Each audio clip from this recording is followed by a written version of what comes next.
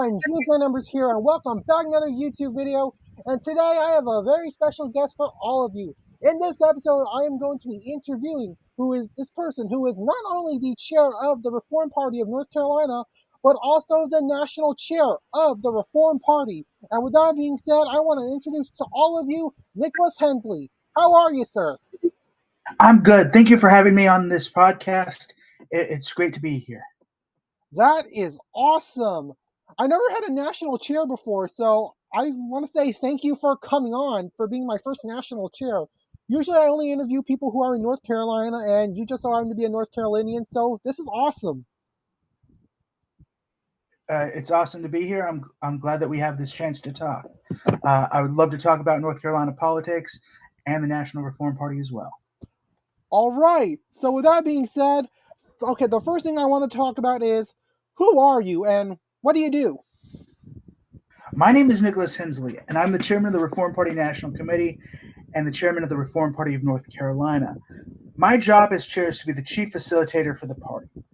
I was elected by the highest margin of any chairman in the history of the party, other than Russ Verney, who was the first one, and I was reelected without opposition. I'm also the second longest serving chairman, which is very odd because there's been 11 of us in about 30 years. So it's one of those positions that changes over a lot. My job when I got elected the first time, was to bring stability back to the party. Prior to my election, the party had not met as a national entity in over 3 years. We had a chairman who was asleep at the wheel, and people thought it was best to let him serve his time rather than vote him out. So when I came in and got elected as chairman, I was secretary before that, there was less than 6 active people on the national level for the Reform Party, which was an all-time low and what I would refer to as the Reform Party's rock bottom. Right now, we're doing a lot better. I have restaffed almost every committee. I talk to probably about 40 different people every single day through Discord and other means. So we've seen a lot of growth in my 5 years as chairman. Wow, that is really, really awesome. So, with that being said, let's talk about the history of the Reform Party of North Carolina. Okay, the Reform Party of North Carolina is one of 2 remaining original affiliates, something that can trace its history back to the founding of the Reform Party in 1995 without any interruptions. It's just us in Florida now. All of the others have folded at one point and been reorchestrated. The Reform Party of North Carolina was formed in 1995 after Ross Perot ran for election and got 19% of the popular vote for president. It started as United We Stand America, which was a nonprofit issues group. Through time, they decided that instead of being an issues group, that a third party needed to emerge. So in 1995, we held our first convention. All the states elected delegates, and we went to the first convention. I was not there for that. I don't have any memories of it. The Reform Party did very, very well. Ross Perot ran and got about 9% of the vote the second time, I think. I'm not really sure on that. I think it might have been as low as 8. But he ended up getting enough money for enough votes and enough money for the Reform Party to become FEC recognized. And what FEC recognized means is that it has extended fundraising capabilities. It can raise and spend more money from people. There's only, I think, 5 parties that have that. It's the Democrats, the Republicans, the Libertarians, the Constitution Party, and us. The Greens may or may not have it. I haven't really looked. But that allows us to collect up to $120,000 per donor. A regular party, because everything is pushed against them, can only really, I think, raise something around 5 per donor. So having an FEC recognition gives us a lot more abilities when we can use it. All right. So go ahead. The Reform Party did very well going into 1998. And in 1998, Jesse Ventura was elected as governor of Minnesota. It was the largest third-party victory in history. In 2000, there was a man by the name of Patrick Buchanan. And Pat Buchanan was a conservative. He was a Republican. He served, I believe, in the Reagan administration.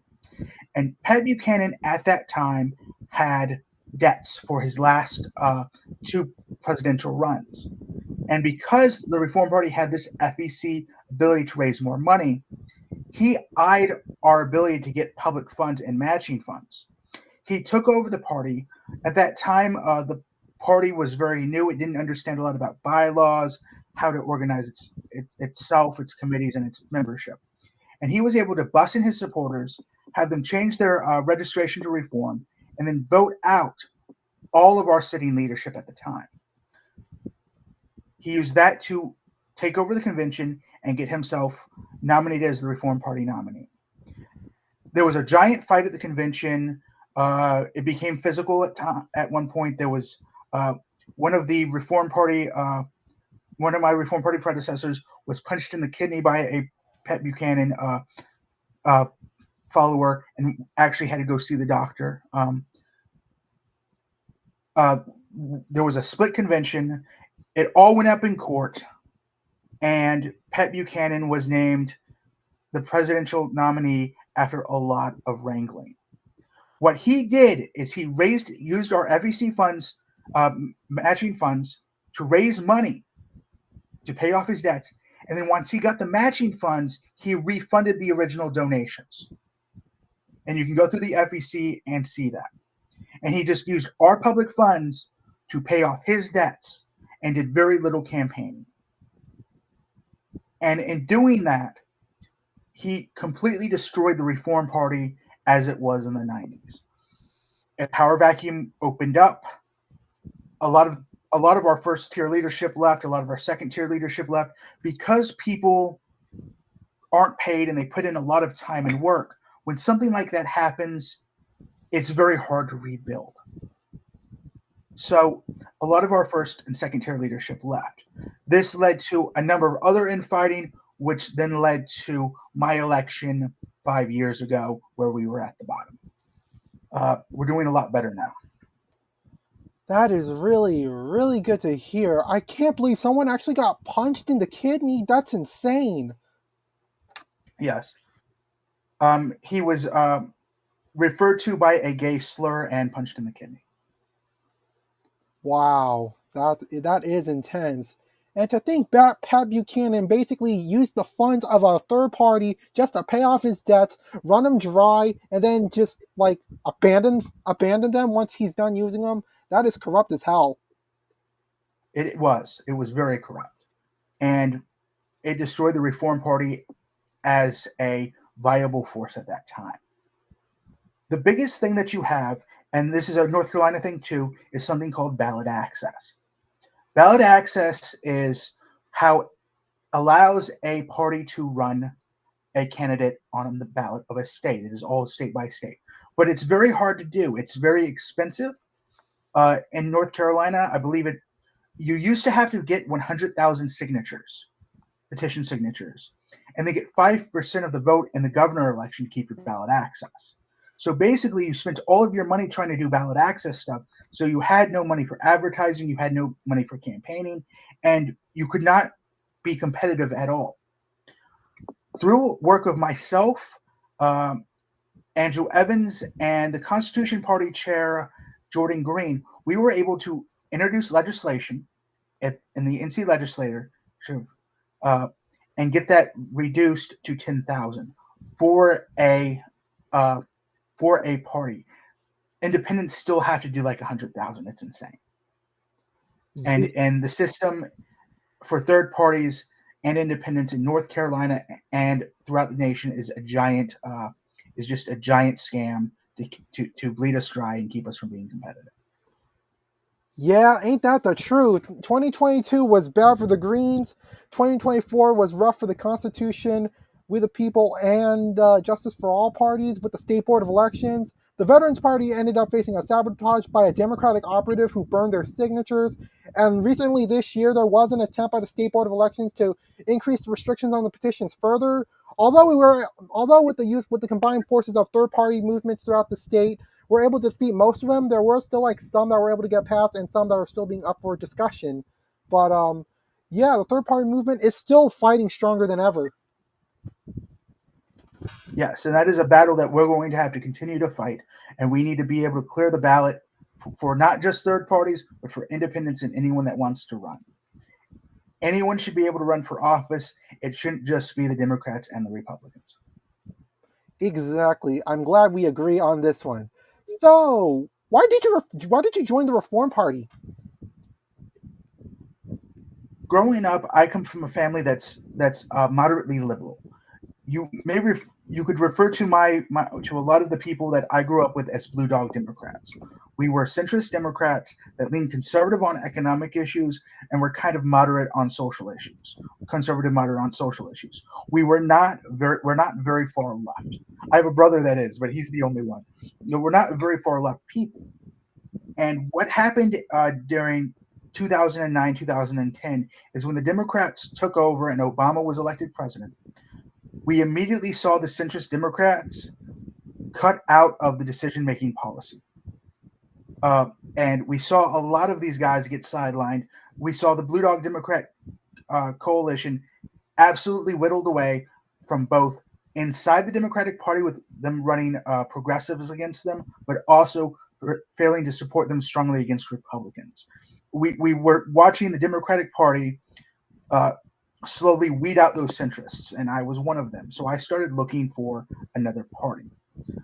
I was with the MWP, the Modern Whig Party, for a little bit. They no longer exist. They're now part of the Alliance Party. And I ended up settling on the Reform Party just because I liked the people involved in it. I felt like those people, though I didn't always agree with them, though they weren't always the best operatives, were people that I genuinely liked and people that I genuinely thought their hearts were in the right place. So that's where I ended up throwing my hat in the ring and joining them. And was probably one of the best decisions of my life. I really enjoy what I do, and I really enjoy working with the Reform Party. That is awesome. I really got to get you into contact with some of the other third parties in the state of North Carolina so that you can be able to continue your collaborations with all of them. I would really look forward to that. Me and I believe his name is Blitzo from the Veterans Party. I actually endorse his run every time he runs, and I consider him an ally. Yeah, I've actually had him on my show. Yeah, I see him as an ally too, along with all the third parties, because I believe in third party politics. I believe third parties and independents, we do have to work together on this because the Democrats and Republicans have made it clear they're not willing to work for us. In fact, they are willing to screw us if it benefits them. Yes.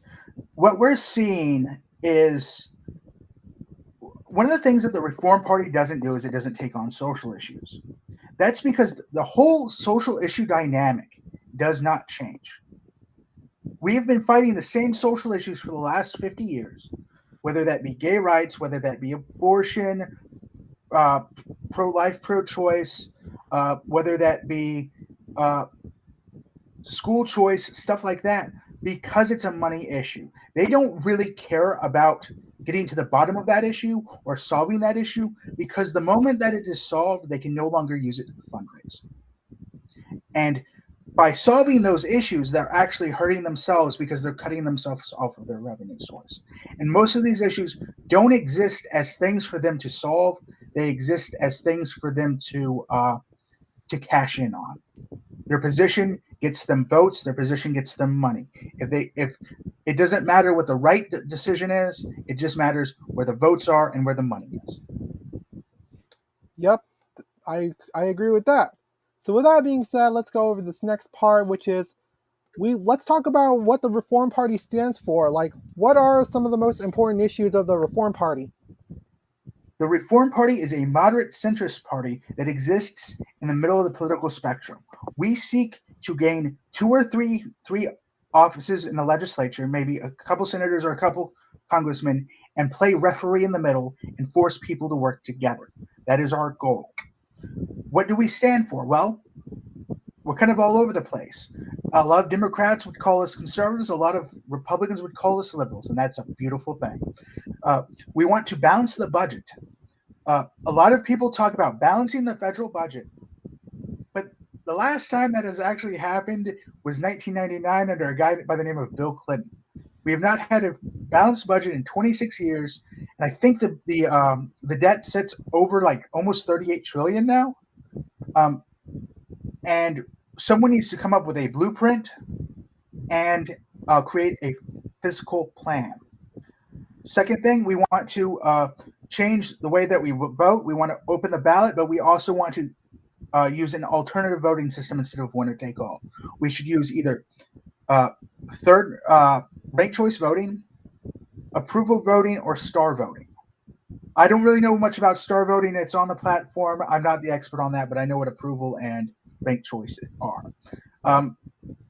The third thing we want to do is we want to get money out of politics. We need to reduce the influence of PACs and these nonprofit groups that can nonprofit groups. This put that in quotation marks because those are not nonprofit groups. We need to completely cut them off from being able to fund candidates.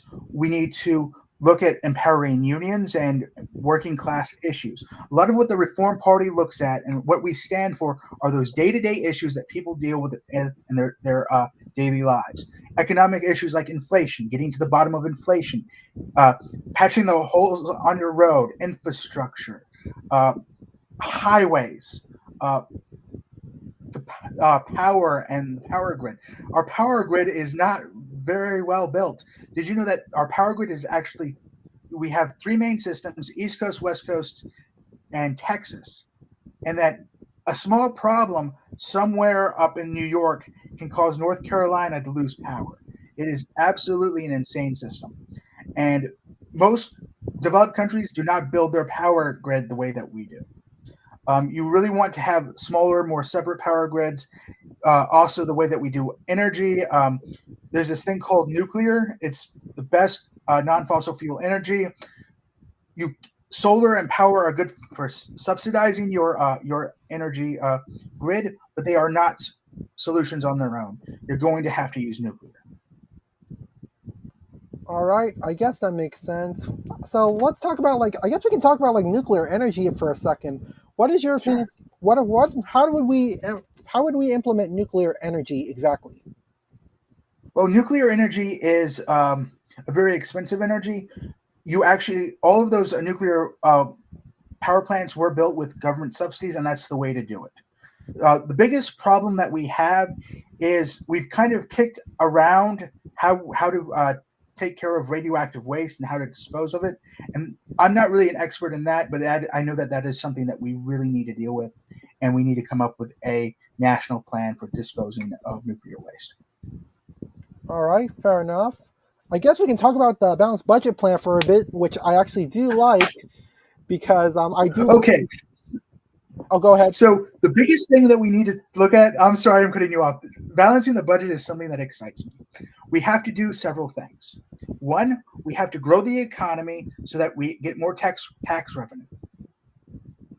We need to improve our tax system so that it's more fair towards the working middle and upper middle class. There's a lot of ways people are writing off things on their taxes that is just not fair. The way that they can hide assets, things like that, we really need to get away with that. Another thing that we need to look at is, as far as taxes, is did you know that foreign companies specifically Canadian companies, can go in on government managed lands and mine gold and not pay a single cent on the gold that they mine? What? If you really want to take a look at that, there's a YouTube video, guy that does. He lives in Cerro Gordo. He has a big problem with this, where a company has taken over all of the mining claims near Cerro Gordo and are going to be able to mine this without paying a cent in taxes. He's like petitioned everything and stuff like that. The other thing we need to do is we need to look at the way that we have structured government, structured programs, and really come up with a blueprint to restructure the way we have overlapping jurisdictions in government, the way that we pay for programs, and a lot of our programs date back to the 60s and 70s and the 80s, where we haven't really looked at them and modernized them. Now we need to talk about uh, the defense budget. There's a lot of these chicken hawks that are like, you can't cut defense spending no matter what. If you do that, you're pro Russia by cutting the military. There's this thing called military acquisition reform or acquisition reform. The way that we pay for weapons predates software.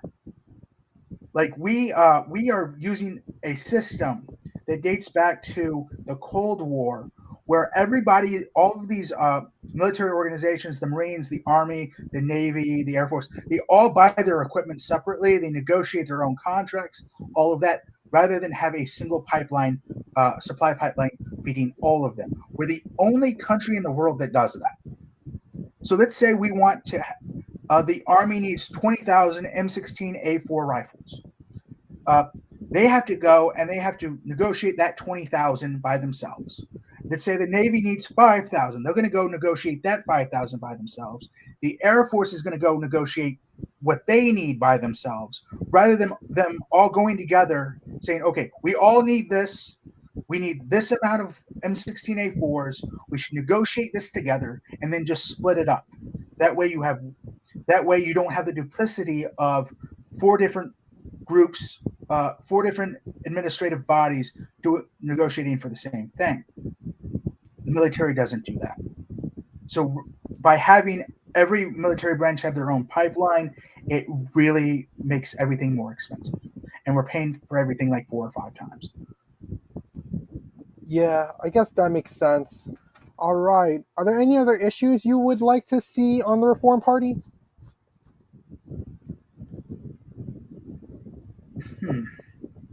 Really, I prefer the economic issues.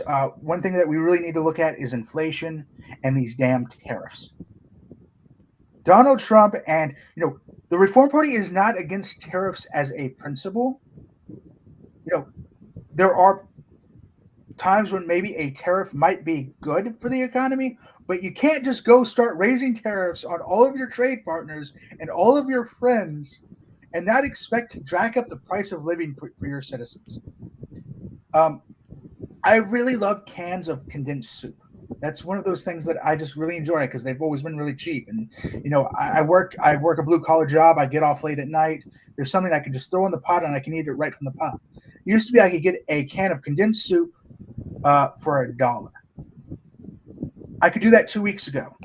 Right now, if you go to Food Lion or Harris Teeter, those same cans that were $1 2 weeks ago are $1.29 because of those damn steel and aluminum tariffs. That is inflation that you can see. Yeah, and one of the things that Trump wanted to, like, I believe Trump ran on, was to like lower the inflation because the economy was not doing so great under Bidenomics, and people were lying about how good of a job Biden did or some bull. Okay, so the inflation actually started with COVID under Trump, and basically Trump started the entire trend. Biden didn't do it any favors, and then Trump just got the ability to blame Biden for it. It's just the Democrats blaming the Republicans blaming the Democrats when both of them are really to blame, and nothing changes. And that's exactly what we saw with inflation. It started under one guy. He got to blame the other guy who didn't really have any good solutions, and now he can come back to office without any good solutions of his own. And this is why we need a third party. We need to just stop switching between whoever we're mad at the time and voting for whoever we're not mad at. It just doesn't work that way. We're never going to improve ourselves as a society doing that. Fair enough. All right, let's see here. Wow, this interview has gone by a little fast, so I guess let's talk about the design of the Reform Party. I believe like your party like recently changed your logo. So tell me about like that. Okay, so since 1995, the Reform Party's logo was the eagle. The problem is that the eagle is very generic. Um, we have an eagle. The Constitution Party has an eagle. The Ford Party has an eagle. The Citizens United PAC that did all of the Citizens United bullcrap that allowed PACs to spend more money and some fundraising stuff. They have an eagle that was very similar to ours. And there was nothing unique about the eagle. So we took this thing to a copyright lawyer. And he told me that trying to defend this eagle copyright would be like trying to fight a land war in Asia. Just don't do it. So we went back to the drawing board and we looked at several things. We were split between doing the Kodiak bear and the bison. The problem with the Kodiak bear is it looks too much like the Russian bear. And the whole Russian-Ukraine thing was going on. It's still going on, but it had just started. So I decided on the bison. And then for colors, we decided to use the color purple. There's two logos. One is the three bison in the octagon or pentagon. I don't really use that one often when I use communications. What that is that's more of a watermark. That is something we can copyright. It is ours. No one can really do anything with it. And we can put that on official documents like our bylaws, or if I send something out officially, so that you can see it and you can see that that's an extra layer of security. Then we have the campaign logo, which is just the circular purple bison. And that is just what we're going to be using to compete with the donkey and the elephant. And that's going to be our actual campaign logo that we use every single day. All right, that's actually pretty awesome. So I guess before I go on to talking about Ukraine or Russia for a moment, does the state party have like a logo? A state party have like a logo, or does it not yet? Right now, the state party is still using the eagle because I was actually the secretary, and I've just become the chairman again because someone left, and we haven't had time dealing with that transition to get together as a state and get a new logo. But we will be moving to the bison. We do have a couple designs, and once that is done, we'll get our website up and running with the new logo. The North Carolina website is not up at this time. All right, that's understandable. So anyways, I'm glad you mentioned about Ukraine and Russia because holy cow, Trump ran on a promise to end that war. And not only did he not do that, but Trump is literally recently launched like a sale to NATO. And NATO's going to be using funds to push it on Ukraine, to send those arms to Ukraine just so that they can defend themselves from Russia. It's pretty insane. The Reform Party of the United States is pro-Ukraine. We put out one of the first statements on the Ukraine thing, and our political strategy was to try to just be such a dick to Russia that they would just ban the whole lot of us from ever traveling there. And we wanted it to be like in the news that we got travel banned from Russia. We thought that would be like some great political savvy. I'm pretty sure we're all shadow banned from other countries as well, though. So like I'm pretty sure that I'm going to get stopped from going into someplace like Thailand at some point in time. Just from some of the things that I've said against those regimes. We are very pro-Ukraine. The only victory that the Reform Party will accept is a Ukraine victory. All right, that's pretty fair enough. And I guess since we're talking about like foreign policy, what is your opinion on the whole Israel-Palestine thing that's been going on? Israel and Palestine is a very messy subject because I am pro-Palestinian independence.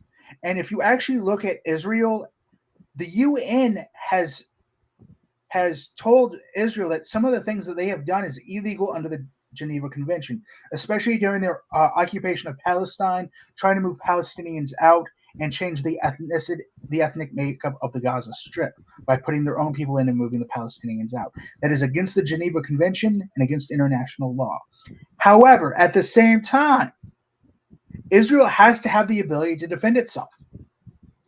So you're really kind of balancing the needs of Israel and the needs of Palestine. But the only solution is a two-state solution. And Netanyahu, that guy's an asshole. How the hell he got elected prime minister of Israel, I have no idea.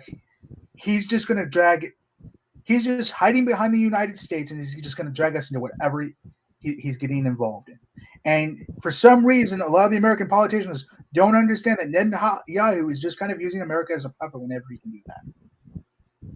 Yep, it's pretty insane. So, wow, this interview has kind of gone by fast. I think we've only used less than 30 minutes. So, Yes. and I like to see. Let's see. I guess we'll go on to the next part, which is how's the party doing, and what's the party doing right now, if possible. Okay, the party is doing really, really well. Through the last 4.5 years or so, we've won 11 offices through elections and appointments. We are looking at running people for municipal and county elections, but we're also looking for appointments to town boards, planning boards, things like that. A lot of political parties forget that appointments are just as important as some of these elections because it gives you a conduit into that community. If you have someone on the planning board, a lot of times when people in that town ask them about their political affiliation, they can say reform, and they've never heard of the Reform Party before, so it just starts a conversation between that appointed office holder and his constituent. We are identifying larger candidates that will do well. We will be working with Dan Osborne. We will be. We haven't gotten to the point where we're going to do a joint press release yet, but we are working on it. We are also looking at several other candidates that I can't really get into right now, but there's a lot down the pipeline with some of these big independents. Dugan doesn't want to work with a party by himself. Like, he doesn't want to be seen affiliated with any party, no matter what it is. So he's going to get an unsolicited endorsement, and that's fine. That's probably going to work better for Michigan anyway. He needs to win in Michigan, and running without a party is what gets him there. That's what gets him there. It opens doors for all of us. As far as what we are doing as a party, during 2000, a lot of our good leadership got pushed out, and we haven't really been able to replace them because there's been this leadership vacuum until basically I became chairman. We are trying to recruit state and local leaders for every state. If you want to get involved, info at reformparty.org. The second thing that we need to do, on top of getting these new organizers in, is recruiting donors, small donors specifically.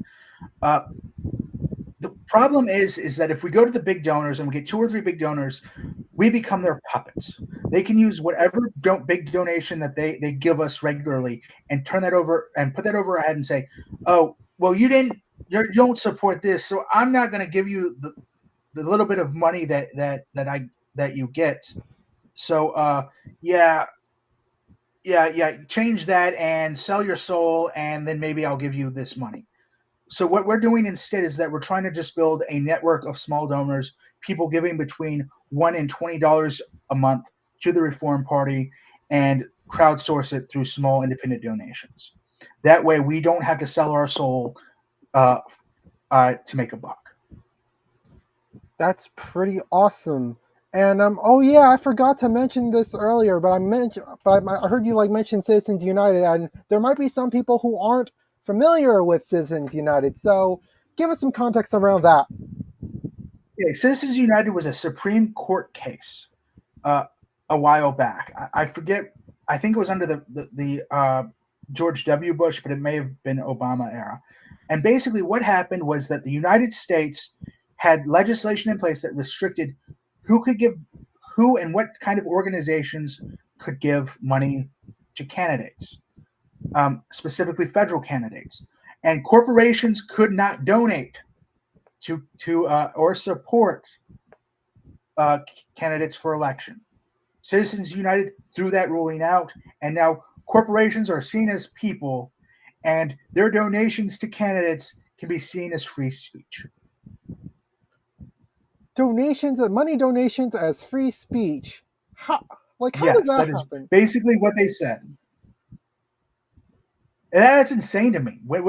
So what you're telling me with that is that as a blue collar worker, I have less speech than the millionaire down the road, than the NHL hockey player that lives about 3 blocks away from me, who has millions of dollars in a big mansion. He's got more speech than I do. That is completely and utterly unfair to me as an individual and me as a citizen of the United States.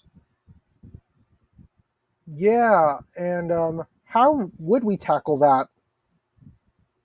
Well, what we want to do is we've come through a lot of solutions. Now, this has been pulled out of the Reform Party platform, but it will probably go back in.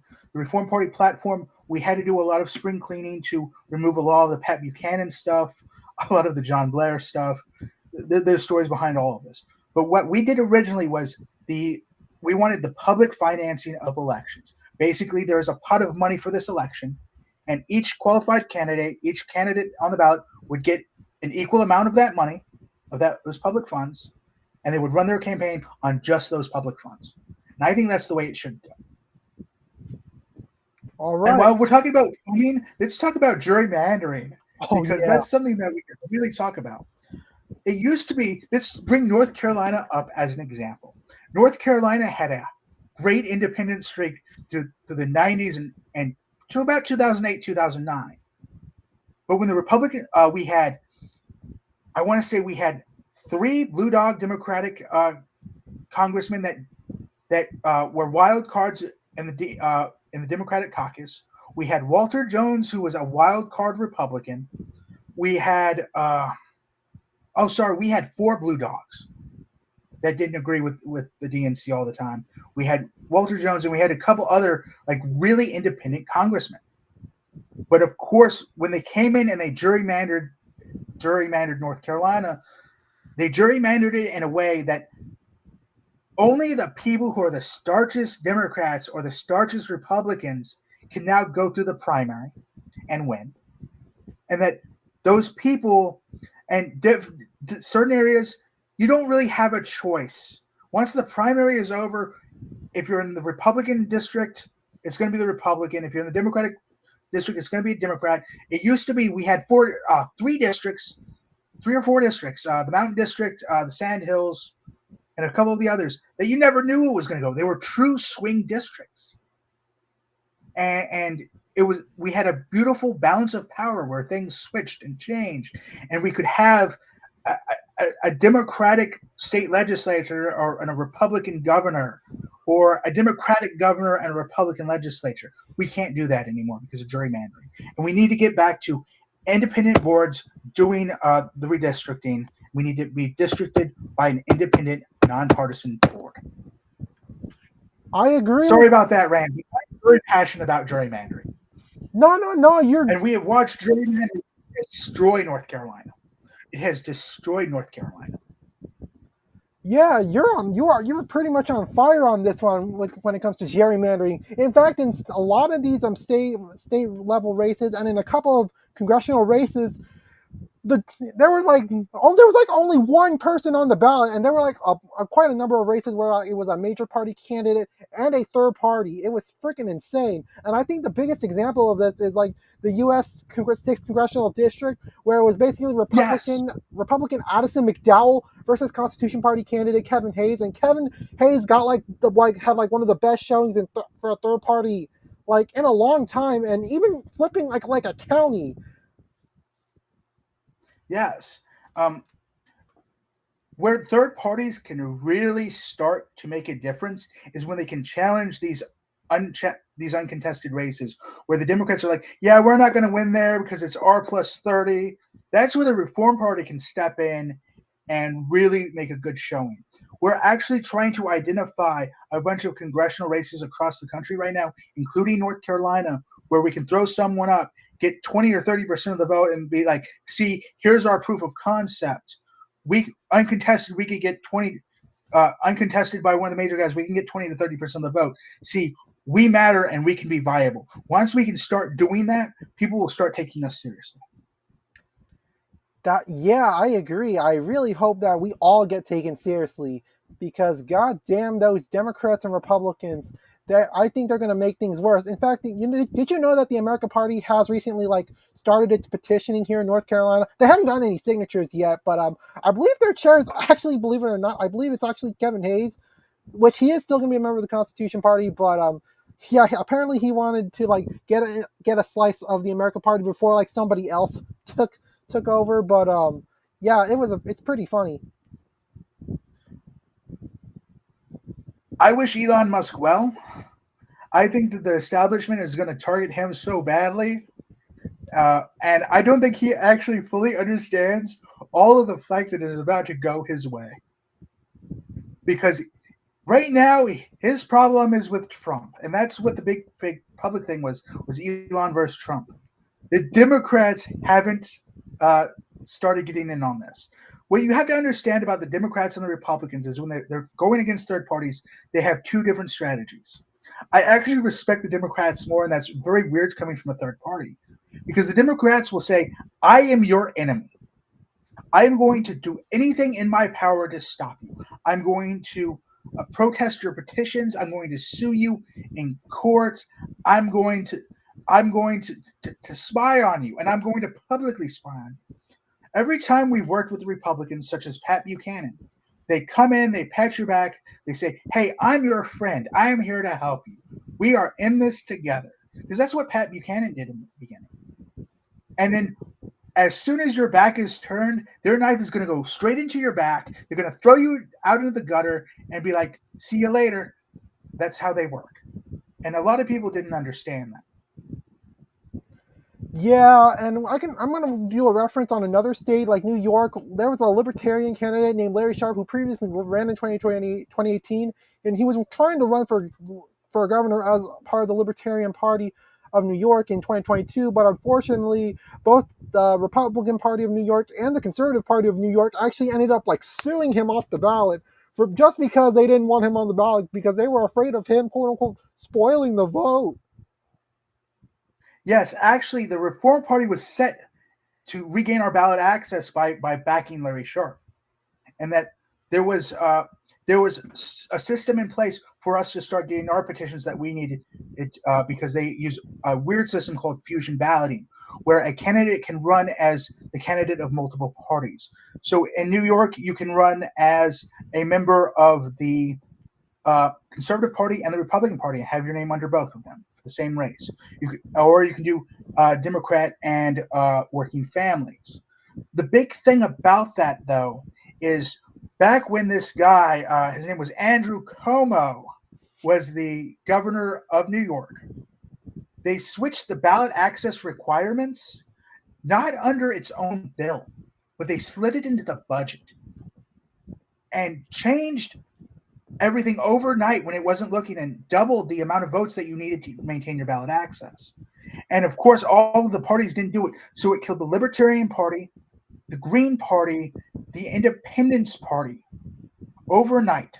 And the only parties that remained, as far as the third parties, were the lines that endorsed the Democratic and Republican candidates, which was Working Family and Conservative. They killed all of the others just basically by sliding that into the legislative bill. And then with the Independence Party, because they didn't like the name Independence, they actually created legislation to ban the use of the name of independent or independence by a party, and destroyed it so it could not come back and repetition. And that is some bullshit right there.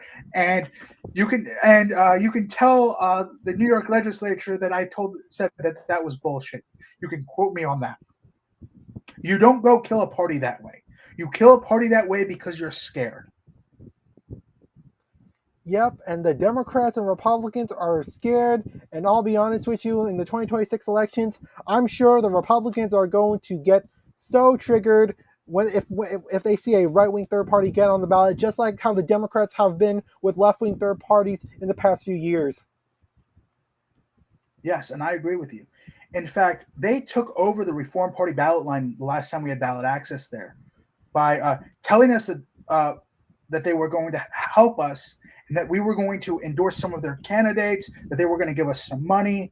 And then they just held a convention, held a vote, voted all of our people out like they did back in 2000. I think this was very recent. This was in the last 10 years. And then they grabbed our party, and they didn't put any money behind it or anything like that. And they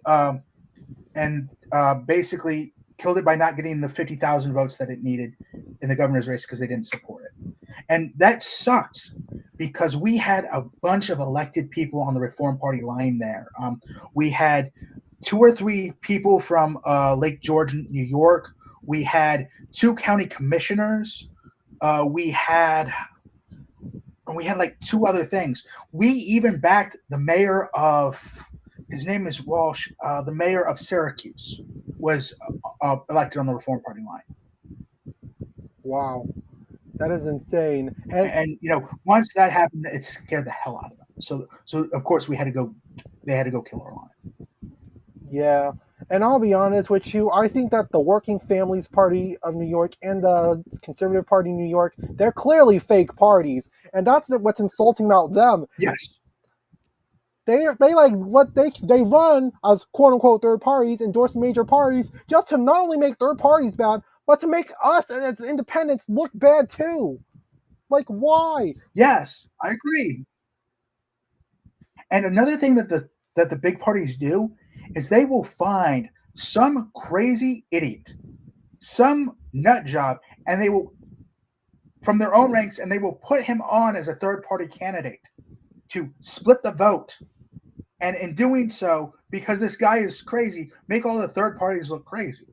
A lot of these third party minded party guys are just normal average Joes, guys that you would meet every day and not even know that they were members of third parties.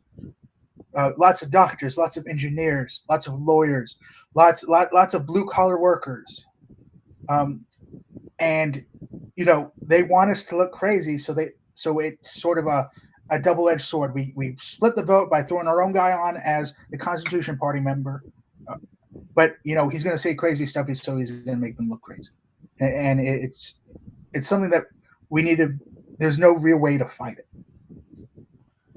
Yeah, and even with like the U.S. Senate, like there's 2 quote unquote independents, Angus King and Bernie Sanders, but they caucus with the Democrats. And as an independent, I'm like, oh, like that. No, you don't do that as an independent. The point of being an independent is to, well, not to be a part of any party, and it pisses me off. But there's a problem there. There's a problem there. In order to have a committee assignment in the U.S. Senate or the U.S. Congress, you have to be a part of the Democratic or the Republican caucus. Only those caucuses can give committee assignments. So if you're not a part of one of those caucuses, you're going to get left out. That's another way that they control us. So we can go and we can win that race as an independent, as a third-party person. But because we're not a part of the Democratic caucus or the Republican caucus, we have no rights to any committee assignment. And we can't really do anything until a bill gets to the floor. So you have to join one of them.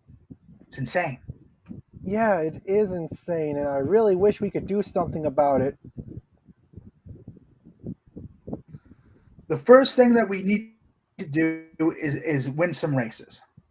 That's what we need to do. Once we start winning, then we can start doing things about it. And remember, the Republican Party started as a third party in 1859. So it is possible, and it has happened before. And there have been other third parties that have won. The Socialist Party back in the 1900s won a congressman or 2. There was this thing called the Know Nothing Party. They won some things. There was another party, I think it was called like the Silver Party or something. It was actually some incumbents that had switched over. But it is possible. It has happened in history. And we need to get back to that, of actually having a viable third and fourth choice, because it has happened. We have seen it. Absolutely. And I'm going to mention a little bit about the Israel-Iran thing, where they had their 12-day war because the United States ended up launching some strikes against Iran's nuclear facilities, and that caused a war. And even though the war is technically over, I am a little worried about what this has done. Because I remember hearing something about reading an article at some point where like North Carolina is a potential nuclear target because of its military base, like Fort Bragg. and I do kind of blame that on our interventionist foreign policy. Fort Bragg is a major base. You have special forces units there, and one of the big light infantry airborne units. Light infantry is what we go to when we need to deploy the army. You would deploy the 82nd, the 101st, or the 10th Mountain. So North Carolina could very well become a target. The whole Iran thing, we should never have done that. Their uranium was only like 40 to 60% enriched. It wasn't 100% enriched. You have to have 100% enriched uranium in order to create a nuclear weapon. They're not there yet. But also, they knew it was coming and they moved their nuclear stockpile. We probably just hit an empty base with a couple bunker busters, and they're probably going and rebuilding their program right now. Without a treaty in place, without inspectors inspecting things from the UN, there's going to be no way to actually end the Iranian nuclear program. And dropping some bombs one time isn't going to get us that. Trump ordered this without a proper exit strategy. And that's pretty much all of American Middle East in the last 25 years now, ever since September 11th, is that we just keep getting bogged down in these wars in the Middle East. We keep spending this money. Our debts keep growing, and yet we get nothing out of them. And we've made the situation worse. And what we really need to avoid in the Middle East is having another Afghanistan, having another Iraq, which leads to the rise of ISIS, and then leaves us there for 20-something years. Yeah, I would totally envision like Donald Trump. I wouldn't be surprised if somebody said that Donald Trump lied about Iran, just like how George Bush lied about Iraq and some other nation. I wouldn't be surprised, but sure, I wouldn't be surprised if a Democrat lied either. So, with that being said, do you have plans on uploading to your state to your state party's YouTube channel? Not at this time. Reform Party of North Carolina is kind of in flux right now, and I'm one of the biggest active members. But the problem is that I need to pass the chairmanship of North Carolina back off to someone else because I need to be the chairman of the national party, and that takes precedent. And the big problem with the Reform Party is that we have so many people that have 2 or 3 jobs, so they're all over the place. And we need to grow back to the size where everyone has one job, one responsibility, and we can actually like focus on the things that we need to focus on. Because right now everybody's focused here, here, here, and here, rather than just straight on. All right, that's pretty fair. And you know what? I'll be honest with you. I actually do attend some meetings. I attend like the Constitution Party's meetings like every first and third Monday of every month, and I attend a left unity study like every Thursday with the Greens and Socialists.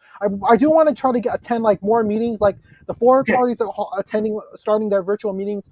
A national one like at the end of like July, and another one for the North Carolina State Party of North Carolina State Forward Party on like in the mid of August. And I want to try to like get into like all these meetings with the third parties, including the Reform if possible, because I'm a third partyist and I'm committed to this.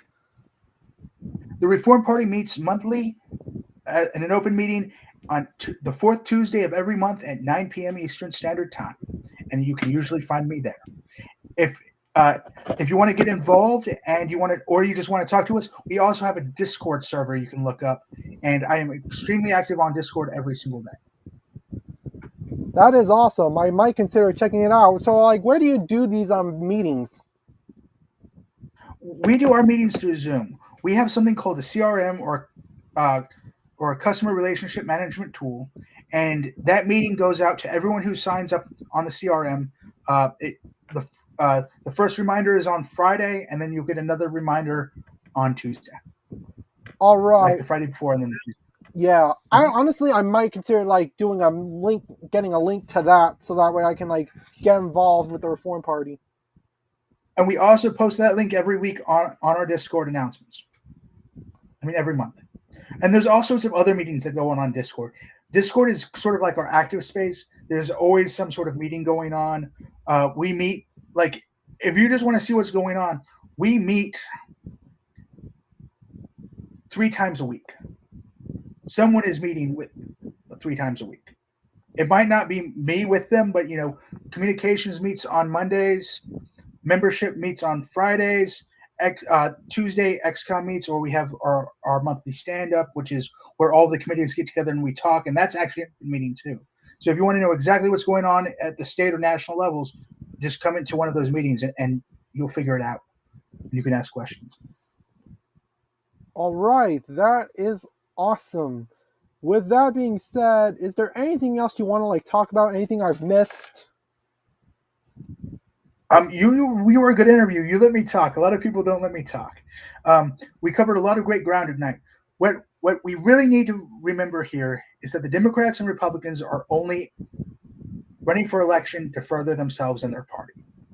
These are people who do not care about the American people as a whole. They care about getting ahead for their own sake.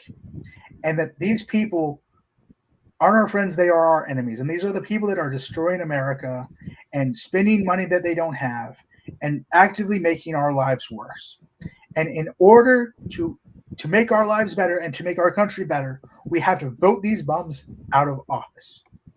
And to do that, you need to either support independent or third-party candidates because there is no other choice anymore.